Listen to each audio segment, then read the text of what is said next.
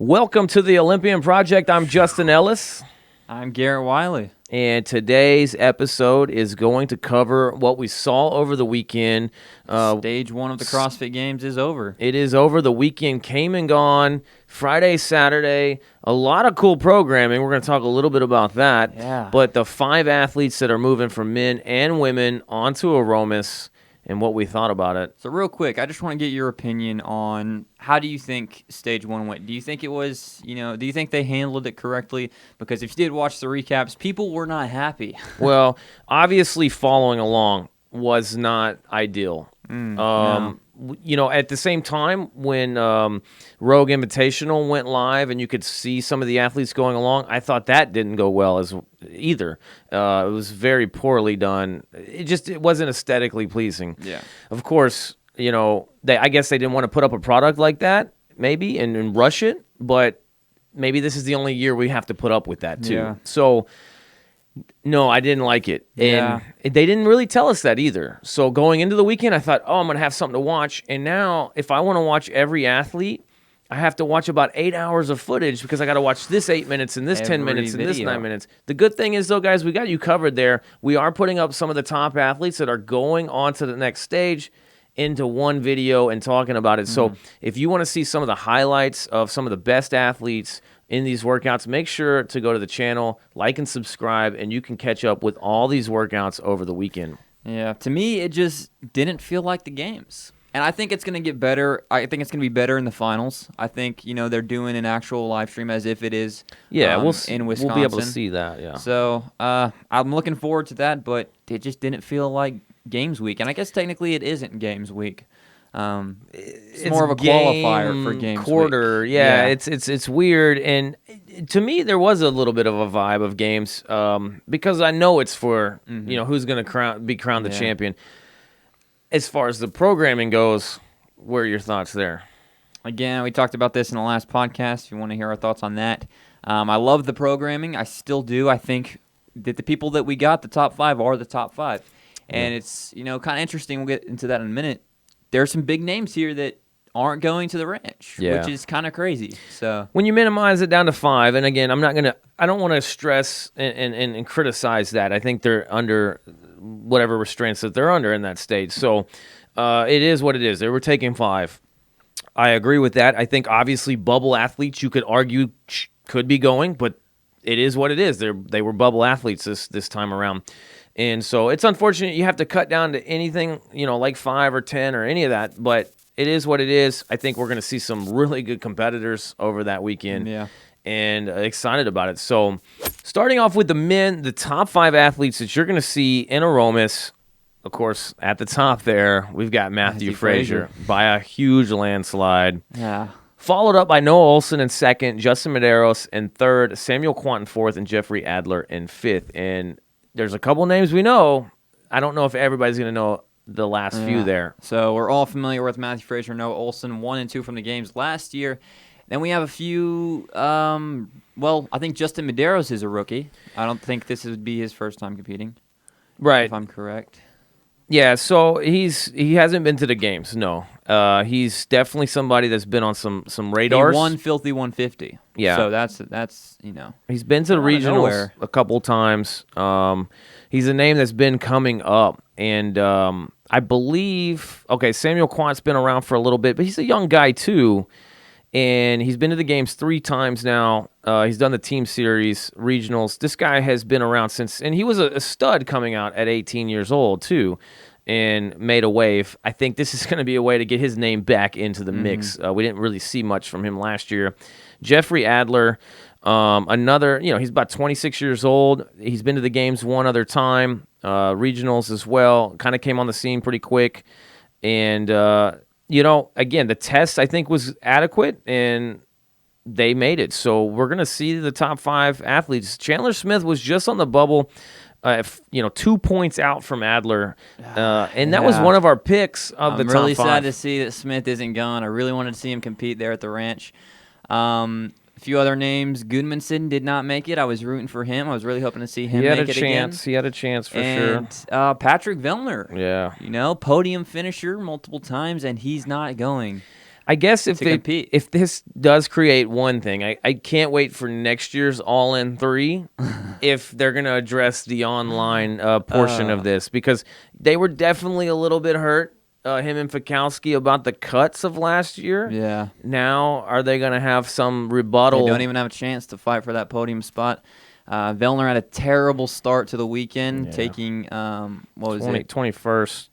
21st. Oh, sorry, 21st on the lift, and then 16th on the friendly Fran. Yeah, so that was rough. It was rough to see.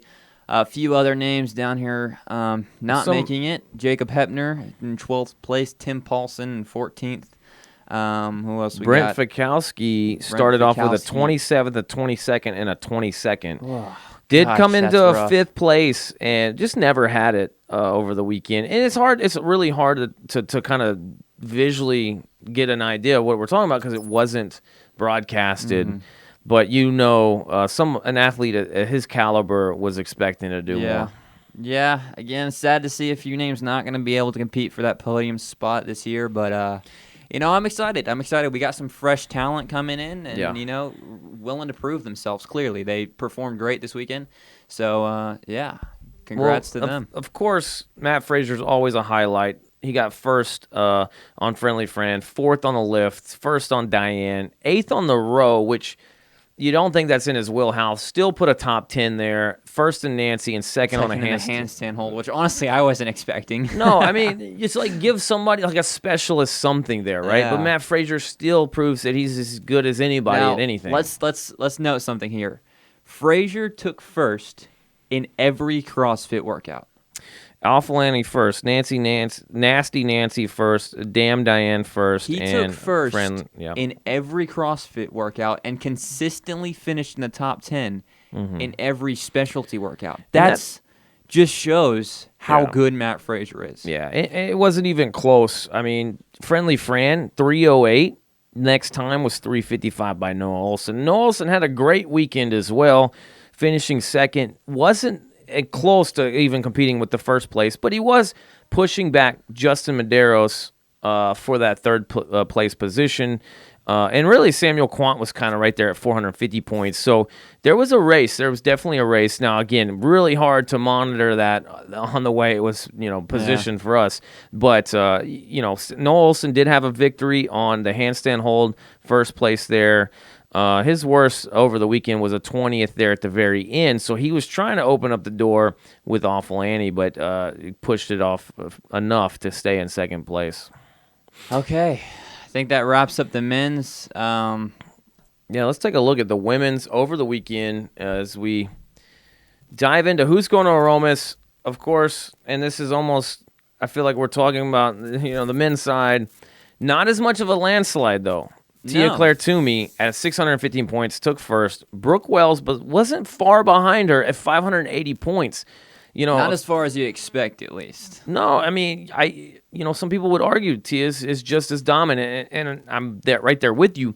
But there was a moment in time, I think there was only a 20-point spread going into Awful Annie. Well, let's just take into account she won the first 3 events, which, according to the recap, is the first time that's ever been done at the CrossFit Games. Right. She won the first 3 events, and Brooke Wells still managed to maintain. She stayed on her heels, which is impressive. Of course, watching videos as much as we can with the limited time that we have right now, and again, we're going to put these videos together for you, so make sure you check it out on the channel. But Brooke Wells did really well this weekend, and I'm telling you, I thought she just had a strategy about her on a lot of these workouts. Another athlete in 3rd position, Haley Adams. We talked about it. Rookie of the year last year. Last year, we thought maybe she made it because of where the cuts were. She got into the top 10. I think you got to stop thinking that Haley Adams is just a good CrossFitter. She might be a really good CrossFitter. I think people are going to stop underestimating Haley Adams, and by people I mean me.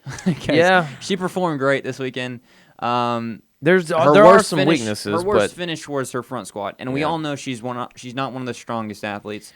That was one of the reasons that I kind of you bashed her a little bit. Her. Yeah, not her, but the way the games went after that cut, which I think everybody would agree with.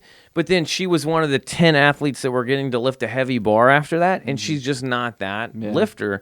And so, but she was in the mix with everybody. Everybody got to lift. Everybody got to do a talent or a skill, and she finishes third. Fourth on the list, who made me $20 this weekend, was Katrin Davidsdottir. I took a bet with you. You didn't think she would make it. Yeah. In the back of my mind, I'm thinking CrossFit in a gym, good strategic artist.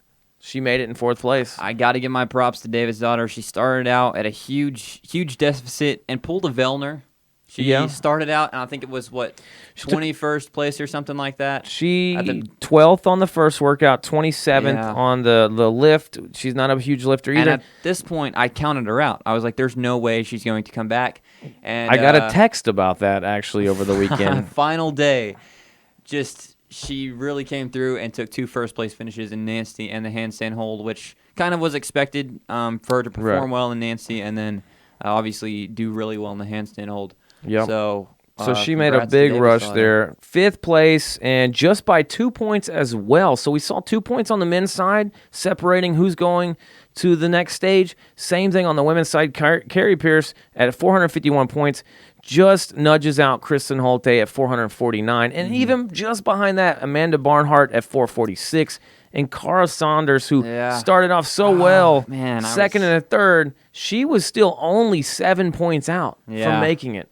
That's my I wish she had made it. She's in the same boat that Chandler Smith is. I wished Chandler Smith and Cara Saunders would be at the ranch. Yep. Sadly not. I'm super impressed with how she performed the first day. Keeping close to Toomey. She was the only one having close. A baby and taking a year off, which is just insane. She was the only one close to her, and Friendly Fran put up a 3:49, the only other woman to be under 4 minutes.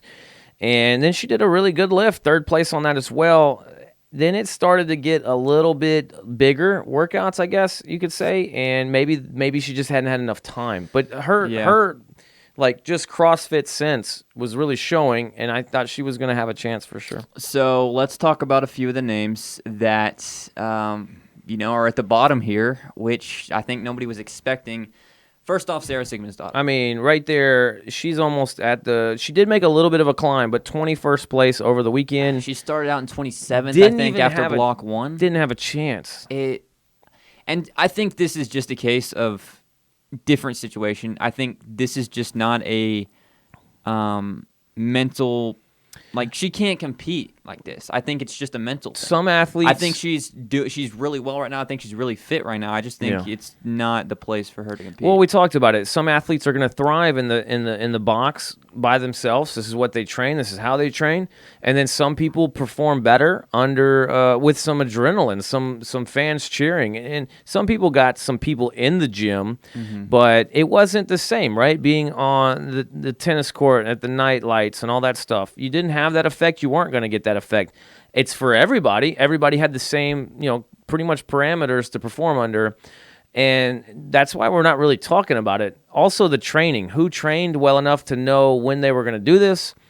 Everyone had the same knowledge about that. So I don't think that really factors in. But knew this was a hard training year with everything that was going on. Yeah. So I'm sure there were some people with a disadvantage there, but there's nothing you can do about that. Everybody had the same knowledge as everybody. So Laura Horvath. This one...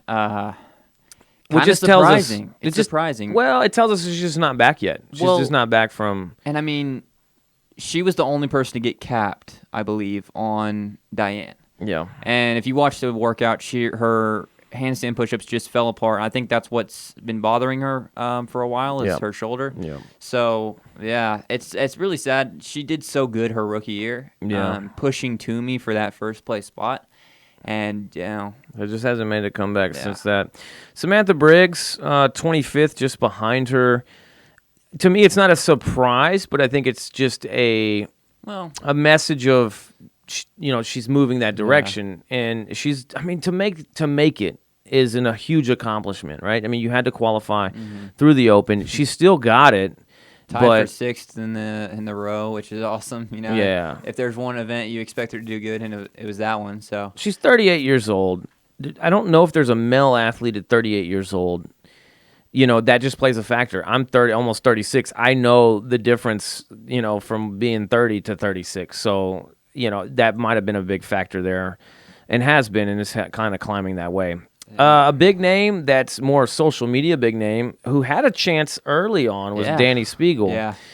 She ends up 13th, though. I mean, you think about it. These are in the world. So she still ends up 13th in the world. Just had some bad workouts there towards the end. Nancy finished 29th and 25th on Friendly Friends. So didn't have a great start. Made a good comeback. Of course, strength is one of her strengths, finishing 4th on the lift at 293 pounds.